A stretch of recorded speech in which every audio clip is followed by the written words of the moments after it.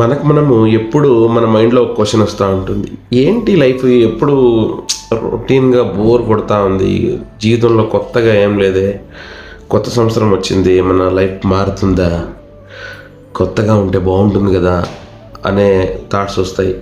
కానీ ఆలోచన రావడం కరెక్టే, కానీ మన లైఫ్ కొత్తగా ఏదైనా మారాలంటే ఫస్ట్ మనం మారాల్సింది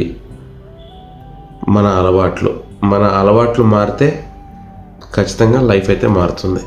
ఎలాగా?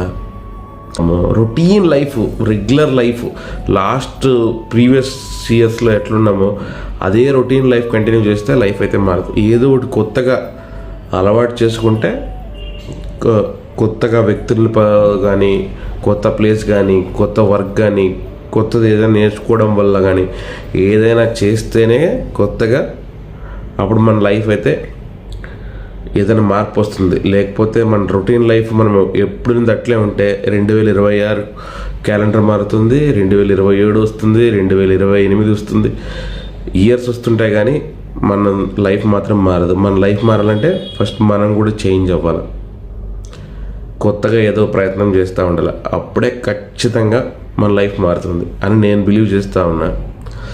నేను బిలీవ్ చేసింది మీకు కరెక్ట్ అనిపిస్తే కామెంట్ చేయండి.